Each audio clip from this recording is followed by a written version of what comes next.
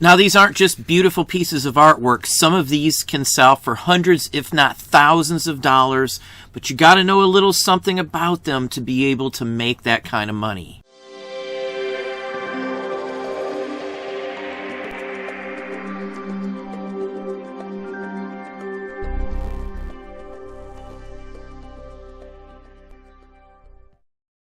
Hey, it's Don. Today we're going to talk about money, and I'm literally talking about money. We're going to talk about vintage bills like these ones here. Now, one specific company that I always look for is the American Banknote Company, and this is one of their bills right here. They produce them for many other countries, like this Shanghai note here.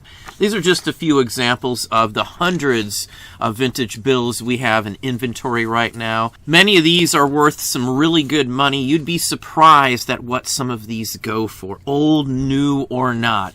Even bills that were made in the last 50 years can be worth some pretty darn good money. Most of what I'm showing you right now were printed by the American Banknote Company, one of the companies I always look for. Not all of these, but most of these were printed by that company. Some of these I'm showing you right here are worth 50 to 100 bucks fairly easily. The American Banknote Company also made bills like this Philippine Islands one that was printed by our government. It's a victory note when it was occupied. This is a rather interesting one. Some of these are silver certificates as well. Lots of different things like that will turn up.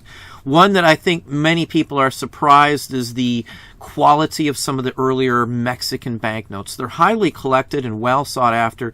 This one as well was printed by the American Banknote Company. And I look for it even if it's not on a bill. The American Banknote Company made all sorts of things, tickets and printed material of various sorts.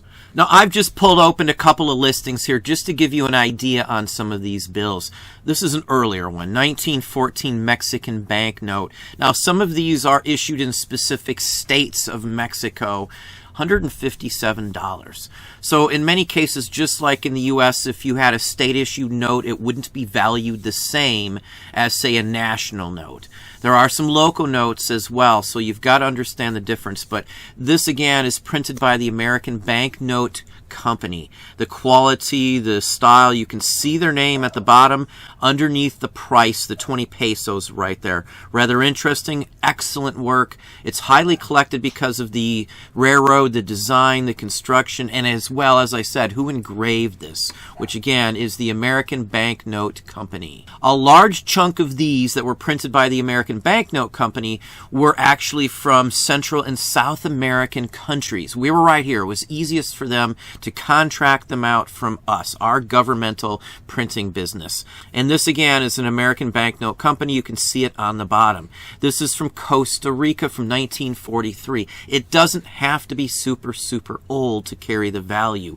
This is a gold currency, so it's a little better than obviously a standardized one, but keep in mind that most countries made millions of these sorts of things because all citizens use these. There's just not as many obviously around, just like vintage U.S. currency. Now here's one from El Salvador. Many times people will not list or have no clue that the American Banknote Company was an essential part of why this is worth some money. There's people that just collect every note, or try to, every note that the American Banknote Company actually printed. They made samples, they made prototypes and promotional items as well. So there's tons of different things that the American Banknote Company did.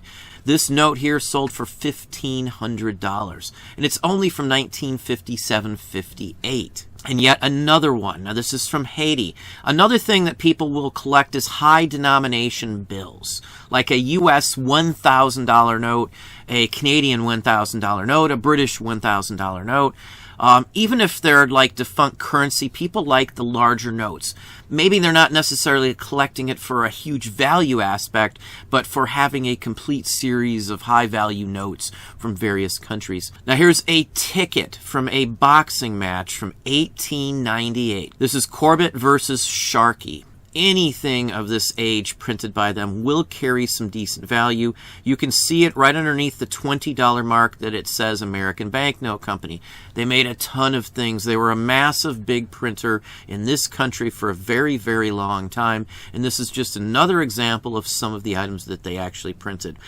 Even if this wasn't printed by them, you should hopefully know that a boxing ticket from this day, this age, this time frame is still going to carry a horrendously good value. $111 for a small piece of paper. Now, other things that I look for are notes from China, from Korea, early Japanese notes, Thailand. Anything from that area over there usually sells for some pretty good money. The older, usually the better. I did show you some American banknotes that were printed for Shanghai. This is a similar example. Lots of these notes can carry a darn good value. So notes from China are usually sought after. Even if they're not super old, even if they're not super, super rare, most of them will get me at least 20, 25 bucks, depending on where and how I sell them and market them. Here's one from South Korea from 1962. Now, I find these sorts from South Korea from soldiers who were serving there, U.S. soldiers serving there during the Korean War. These do turn up in estates and in attics.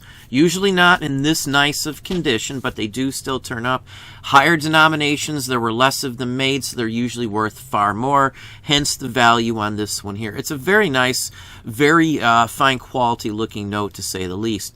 Over $1,300. Now, I also look for payment scripts from the U.S. government or other governments. Notes like these here from different countries are basically payment vouchers that the U.S. government would use, soldiers would use. And there's also payment notes that are tied to this as well, that are full-fledged notes that were redeemable for $5, $10 at U.S. facilities, U.S. military bases.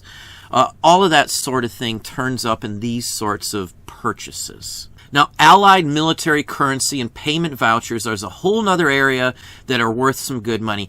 Now, the average ones like these shown here aren't worth a fortune, a couple bucks a piece. But if you find the right ones, some of these can go for some insane amounts of money. They can be graded as well. These are collected by people who collect military items as well as people who collect currency and scripts of various types. Here's a perfect example of one of these payment notes. AMC is what you'll see in them, which is Allied Military Currency. This is a scarce one. It's marked as a specimen as well as a replacement. A specimen means that it may not have actually been produced as you see it here, or it may have never been produced. This may be sort of a sample to be given out.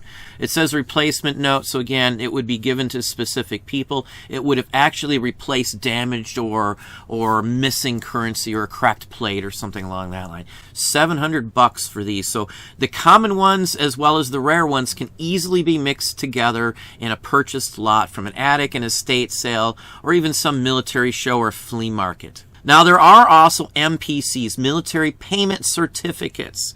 Now, these many times are mixed up with the Allied military ones as well. These are basically $5 worth of currency at any U.S. military base establishment, the gift shop, or whatever they may have there. So this is a perfect example. The very first runs of some of these can go in a $1,000 range if they're graded high, if they're an excellent top-notch quality. And yet here's another one. This is an earlier one, a $10 note here, and it's marked void. It's already been used. It can't be used or exchanged at all. Very, very fine quality one here. The work, the craftsmanship on these is just fabulous. This one went for almost $400. It has some staple holes, some other issues.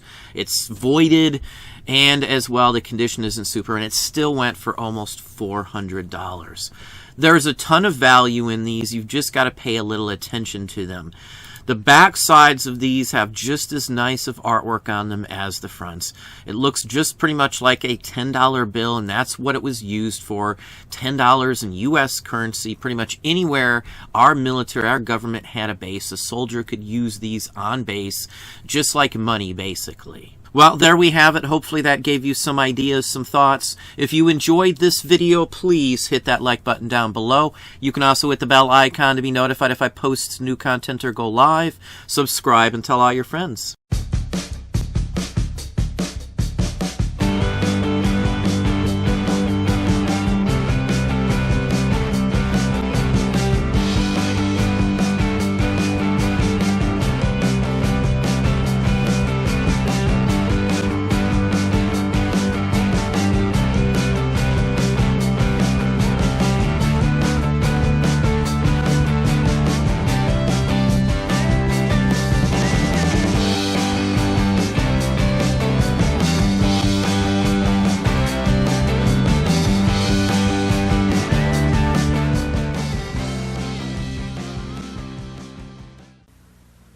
how I save money? With unsweetened Kool-Aid.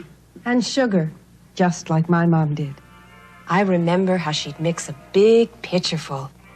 Kool-Aid was so good and so inexpensive. It's still as delicious as ever. Today, with my sugar, it's about 12 cents a quart. Has vitamin C, too. I like giving Kathy what my mom gave me. Kool-Aid brand soft drink mix and your sugar. You loved it as a kid, you trust it as a mother.